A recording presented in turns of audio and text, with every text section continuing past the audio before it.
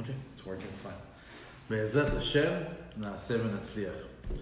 I want to welcome you to Ironside Lunch and Learn as we continue our weekly Parashat Vayeshev classes. Before we get started, I'd like to give an honorable mention to our good friends Judah Mendel and Ofer Mizrahi. Be'ezrat Hashem, Hashem varech otchem, sameach otchem, give you all the yeshua that you need for allowing us to have the use of the space and putting this class together.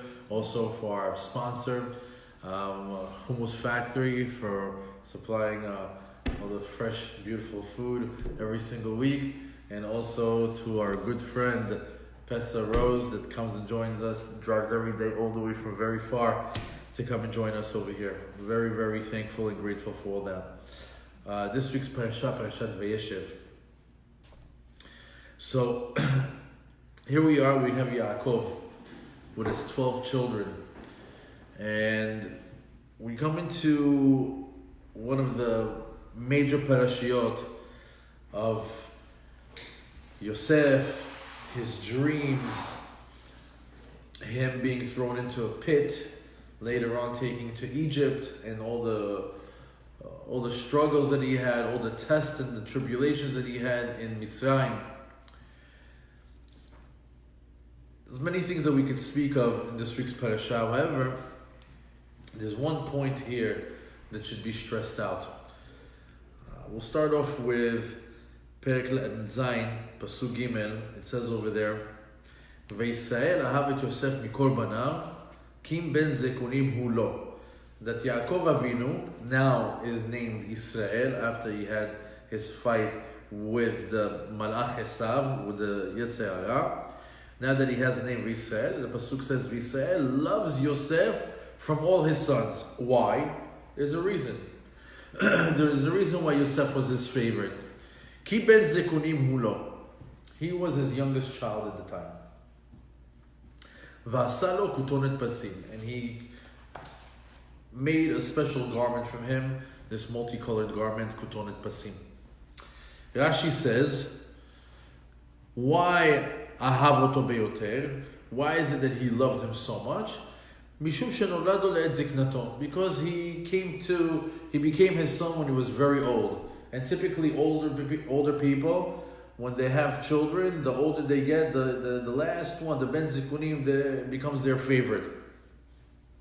However, if you go into the Aramaic translation of the pasuk, which is unkelus, when it says ki ben zikunim hu lo, it says bar hakim hu le. What is bar hakim hu le? Rashi explains on unkelus, kol ma shelomed lamad mishem ve'ever ivir leYosef. He says that he actually passed on everything that he learned from Shem and Ever, he passed on to Yosef. So let's ask the question of why. Why would Yaakov choose to pass on to Yosef just the learning that he had in the time that he was in the yeshiva of Shem and Ever? So to give it a little bit more of a background, we know that Yaakov Avinu, there was a time period where Yaakov, Yitzchak, and Avraham lived together. 2 shanim, 15 years, Tedvav shanim. And they were able to learn for 2 shaot, Tedvav, 15 hours per day. And once that period of time passed, Yitzchak Avinu was still teaching Yaakov Avinu Torah. And in the time of the age of 40, then at the age of the time that they got the beracha, and he had to move on and go to Haran to find his wife and to also run away from his brother Esav, Yaakov takes a detour. Instead of going straight to Haran, he spends 14 years where he studies day and night in the yeshiva in Shem and Ever. So we asked last week, we said, what does he need all that Torah for?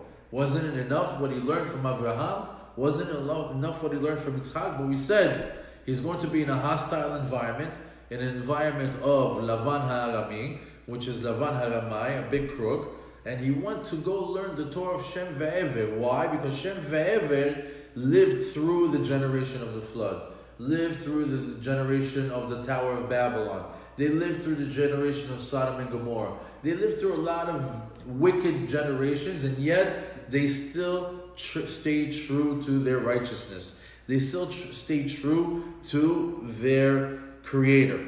So Yaakov Avinu decided that between the age of 3 to 17, which is a total of 14 years, he's going to pass on to him exactly the Torah of Shem and Ever. Why? Because in the Ruach HaKodesh he saw that Yosef at one point is going to be in Mitzrayim, and Mitzrayim, as we know, took 9/10 of the Tum'ah of the world.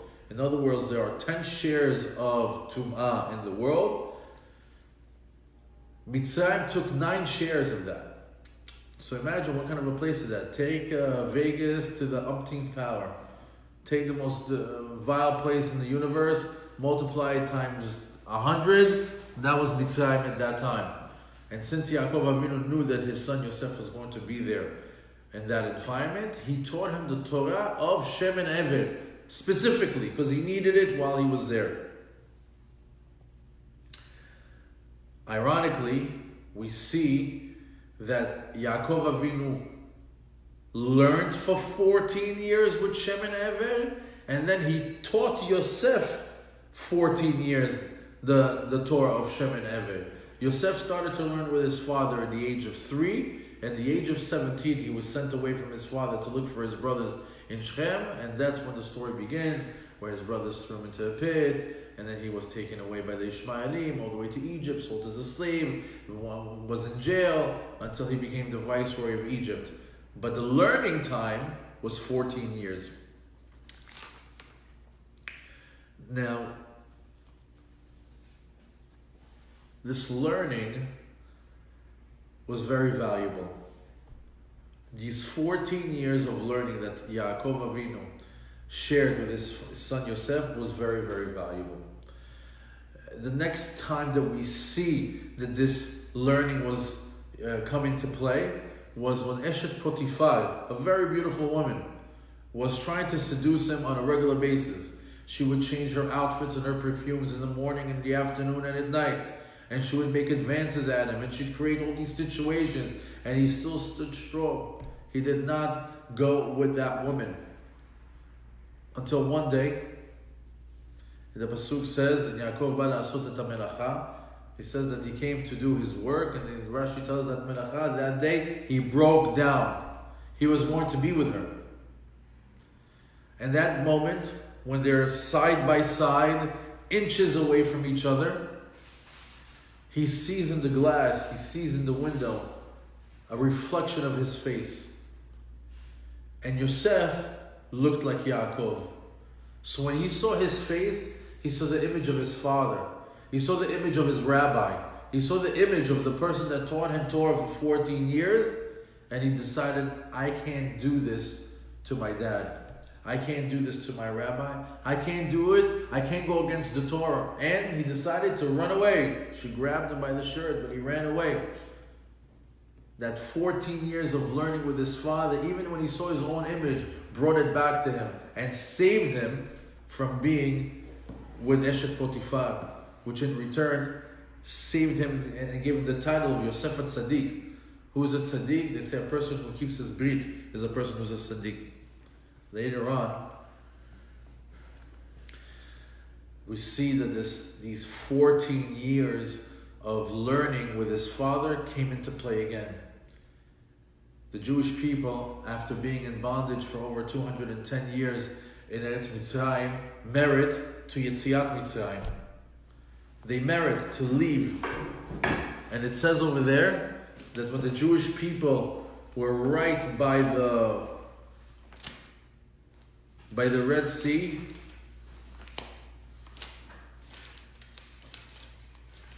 and they don't know what to do. They got Paro and his army chasing them. They got enemies on the left, enemies on the right, and the ocean in front of them. And the ocean hasn't split yet. And what splits the ocean? So the Midrash tells us that when the sea saw the tomb of Yosef, it split. In the merit of Yosef's bones, the sea split. Why? It says because for the one shenas, the one that ran away from Eshet Potifar, Hayam Yanus. The Yam also almost escaped or split for the person that had that marriage. So it says over there in the Pasuk,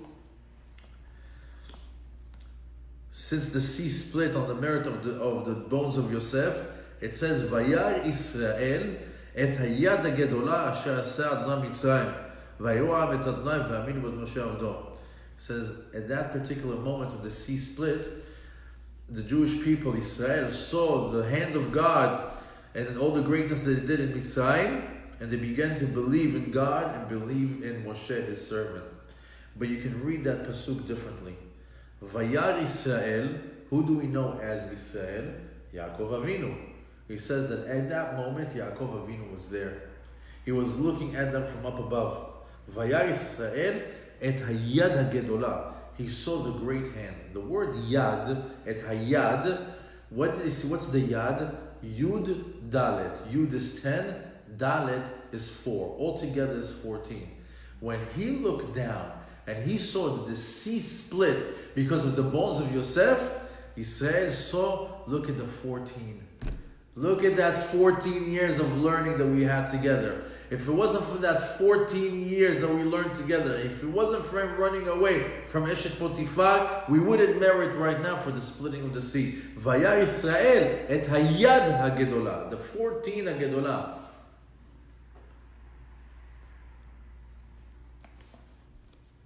The sea split because Yosef HaTzadik was able to keep his Jewish values in an unholy place. As a matter of fact, Yaakov Avinu,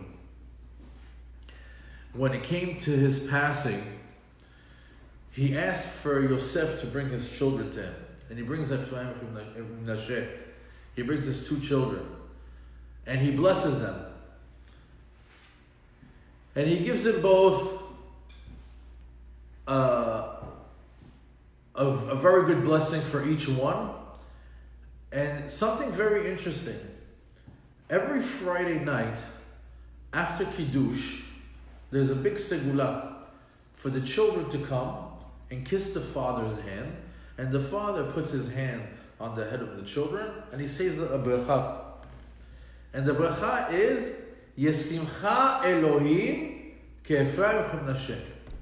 That God should bless you like He blessed Ephraim and Menashe. Why would that be the blessing that we give our children? Why of all the blessings that we can give our children, we don't say they should be like Abraham, should be like Yitzchak, should be like Yaakov, should be like Yosef, should be like David HaMelech. Why is that blessing, the blessing that we got from Yaakov Avinu, Yesimcha Elohim ke'Ephraim u'Menashe? What is so great about Ephraim and Menashe that we want our children to be like them?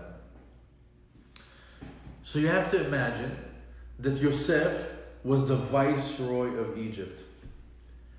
Baruch Hashem, he stayed true to his roots, he stayed true to his religion, he stayed true to his learning, to his Torah, to his father. But now he's got 2 kids. 2 kids growing up in the worst place in the world. All the Tum'ah, all the Avodah Zarah, all the Kishufim are happening right now in Egypt. They could easily say, listen, I've never been raised with Torah around me. There's practically 0 Jews in Mitzrayim. The only Jew is my dad. The other Jew is my brother. I have no reference. I have nothing to work off of. I have no community. I have no social environment that I can learn from. And they could easily get sucked into society. They could easily get sucked into the environment. They could easily get sucked into the power, into the money, into anything that comes with the stature of their father being the viceroy of Egypt.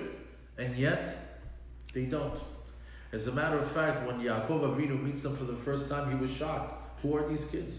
He's like, I see them, they're tzaddikim. These are holy people. And then Yosef answers, these are my children. And he shows him, I got married to Osnat, she's Jewish. She's the daughter of Dinah. And he gives him a blessing. And the blessing is The reason why we bless our children is Simcha Elohim Ke'Ephraim V'Chim Menashe, that they should be like Ephraim, they should be like Menashe, because we want our children to be, look at us, where are we now? We're in the Golan. We're in America. We're not exactly in Israel. Or if we're not just even that we're in exile or in the diaspora, even in Israel, that they can be in an environment that is completely toxic, that is completely not connected to Yiddishkeit, and yet they come out tzaddikim. That's what we want. We want children that can be in the worst environment in the world and still be able to be connected to Torah, Mitzvot, and Maasim Tovim.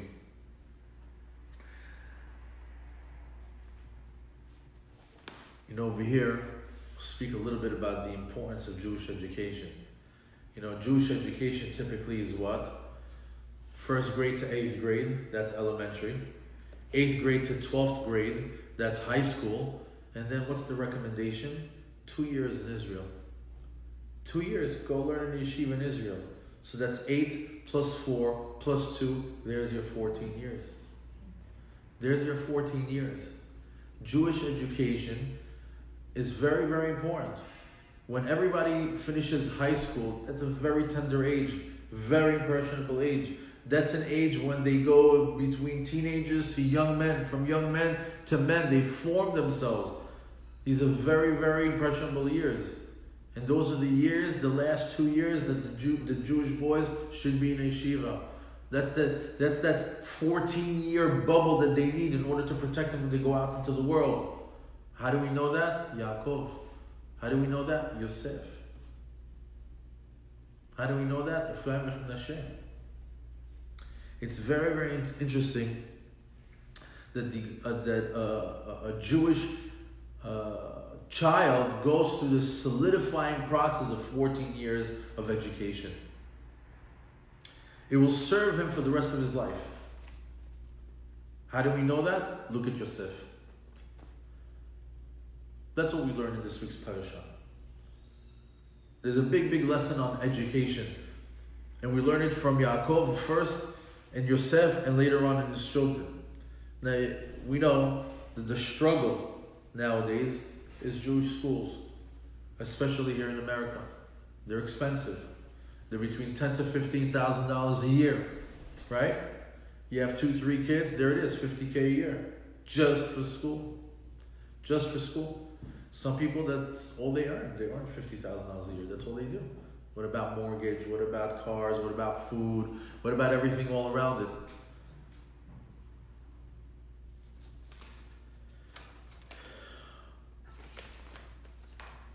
Not to mention that there's some people that even though that they have that money, but by not sending their kids to Jewish school, say, you know what? I saved $15,000 a year. By not sending them to school, I saved $50,000. It's like almost like a savings program. I can send him out to a regular school, top-rated public school, and I saved myself $50,000. He's doing business on his children. However, in the long run, it's more expensive. This is what it takes to be a Jew in the diaspora. You have to work hard, you have to make money, and you have to send your kids to Jewish school. That's our tikkun. That's our tikkun. If not, it's very expensive in the long run. Kids that don't go to Jewish schools, I can tell you firsthand that I've seen the result. You can only copy and imitate. I mean, they go to school to learn. They go to school because, and the environment and the people that are around them form them to who they are. So if you put them around in public schools, eventually they're going to learn the ways of the goyim. And that Jewish soul is going to get tainted. And it's going to be no kosher food, and no keeping Shabbat, and no praying with tefillin.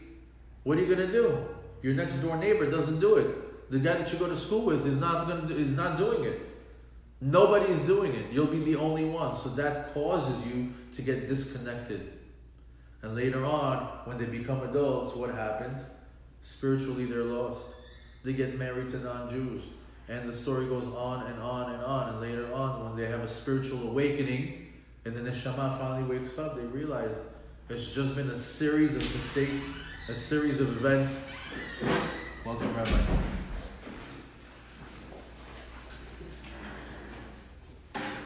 That's why, even though nowadays,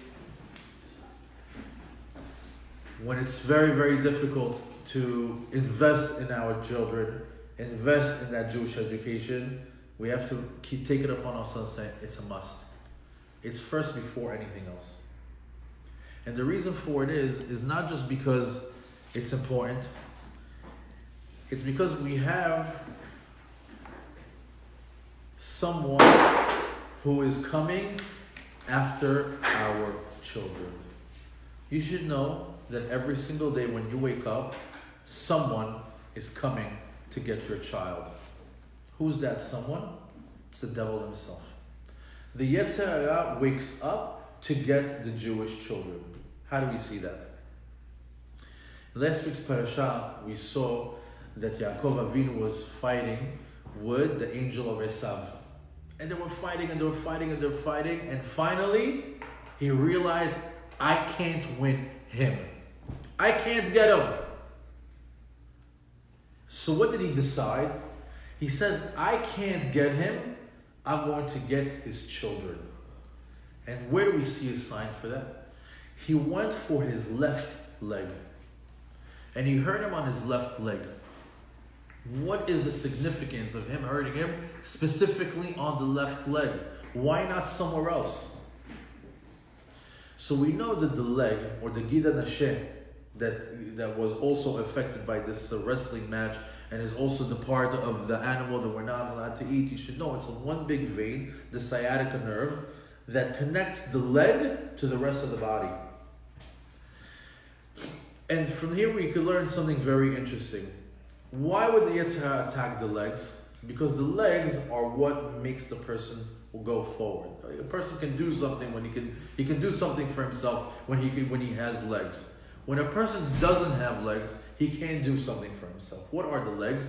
The legs are the children. We see that in the mothers when they were barren. What would they say? They say, put the maidservant on my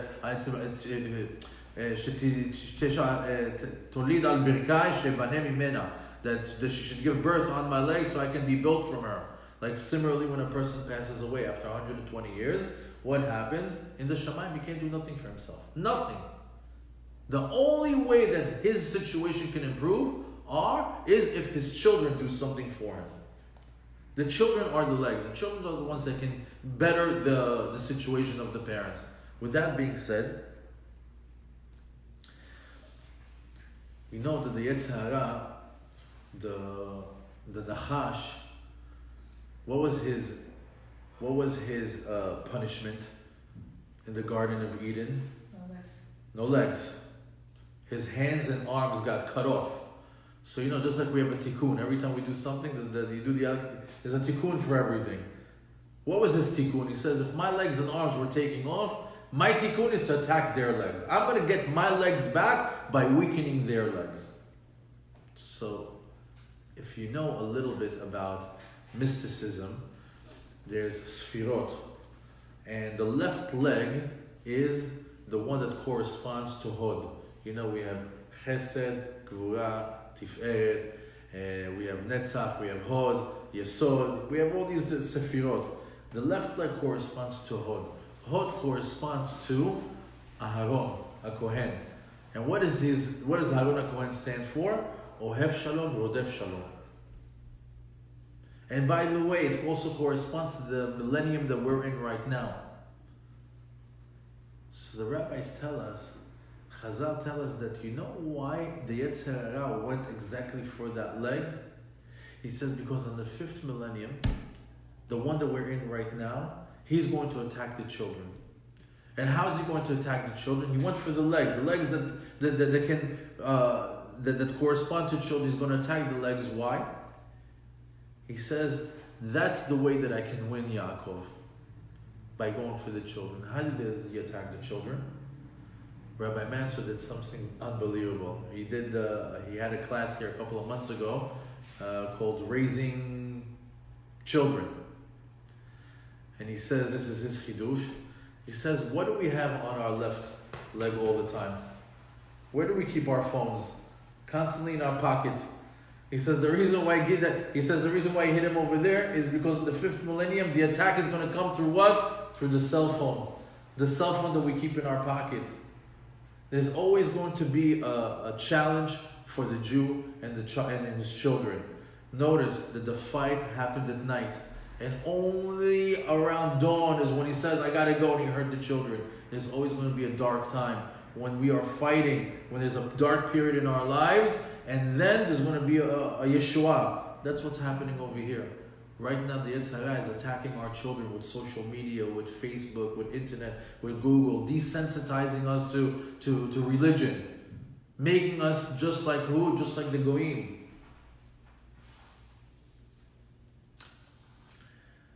Not to mention that we see that his powers is also to cause division between Jews. If you ever turn on Israeli news, you see there's an incredible amount of division between Jewish people. And this is all through media.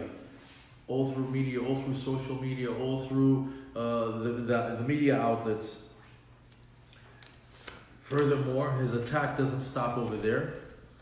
You know, the legs support the body.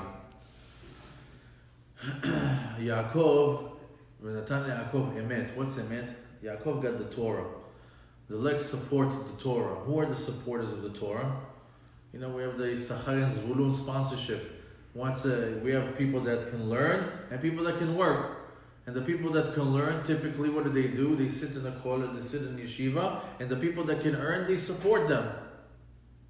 So we see that the Yetzer Hara also tries to attack the supporters of Torah. We saw it very, very clearly now and a few years ago in Israel, how the government came out against supporting Jews in kollel, taking away funding. All this is evident. It's not just by happenstance that all this is happening. This is right now exactly what's the education of our children is what the Yetzer Hara is attacking. That's when we talk about Yosef and Yaakov and the 14 years that they spent together and the 14 years that a Jewish child should spend in school, how important it is. But now it's a little bit more clear that we see, but there's an attack on that front. We see how there's an attack on that front. Whether it's at the adults when they're learning in the kollel, whether it's in the social media or Google or all the different things that are out there, there's an attack.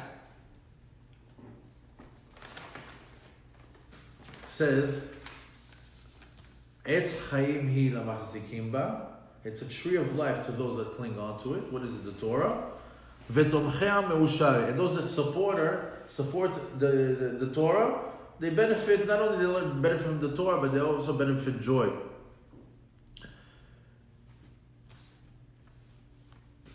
What do we do in order to activate this Etz Chaim hi lamachzikim ba? So we said there's, the Issachar and Zvulun agreement that you could do. You can sponsor a shul, you can sponsor you can donate, you can support an avrech, you can support an organization. There's many ways to support Torah.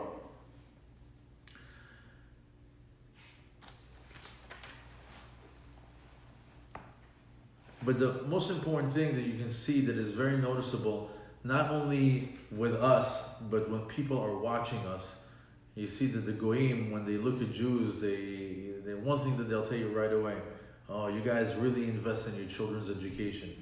You really care about your children's education. And you should know that this is the tikkun of this generation. This generation's tikkun is the Jew making sure that his child gets that 14 years of Jewish education, to get that protection that they need. Just like Yosef, just like Yaakov, just like all the ones in the past. But the 14 years of education has to be the right education. It has to be relevant education. You can't just put a kid in school and give him all these different courses. It has to be the right education that's going to protect him for the rest of his life. Useful education. Not just practical, but also spiritual. Sometimes, parents are very about sending them to the right college and to the right school where 5-star rating everywhere. But there's no spirituality. So they had the good kavanah that they wanted education for their child, but they were missing the most important ingredient of that education. Spirituality. God. A lot of parents lose their kids in college. They work so hard. They work so hard for so many years. So many years. They invest so much time. They send them out diamonds. And a few years later, they can't even recognize their child because of the Goyish influence that they went to. They didn't have enough spirituality in their previous years to hold them up.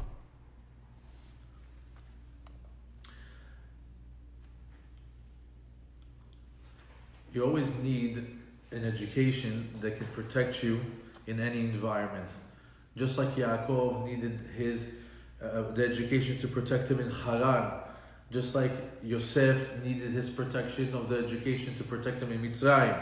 Just like we need the protection of our education to protect us here in the Galut. It's very, very important the type of education that we get in order to protect us in the environment that we're in. There's a very, very big importance in the education of our children, the way we mentor our children.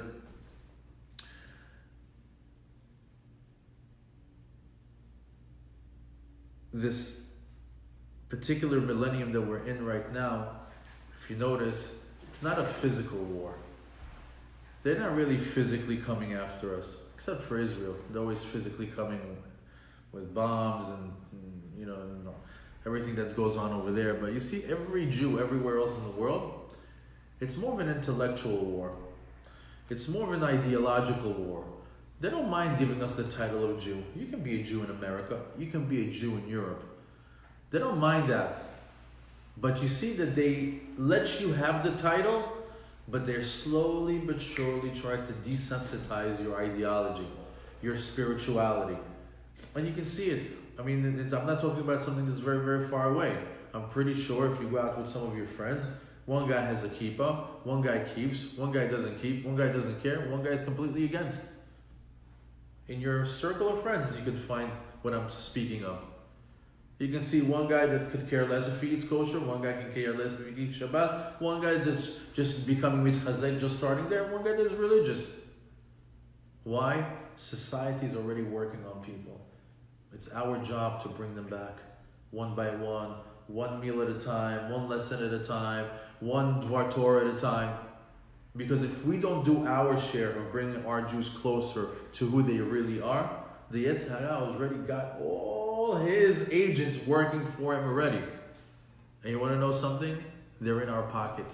We carry his tools with us. Do you walk around with a chumash in your hand? Are you walking around with some sort of Musar book in your hands like that? At any given time when you have a spare moment, you can just open it up and find out what kind of a Jew I need to be? No. But you do have an iPhone. You have his tools, and you readily open it up and allow yourself for your eyes to go free anywhere at any time in so many different outlets. So many different windows open up to different tumot of the world. Do you give Judaism the same chance? Do you give religion the same chance? Do you give holiness the same chance to enter your body, to permeate your mind as you do the Yetzer Hara? Today's class was about the 14 years that Yaakov spent in the school of Shem and Ever. And that's the education that he passed on to his son Yosef.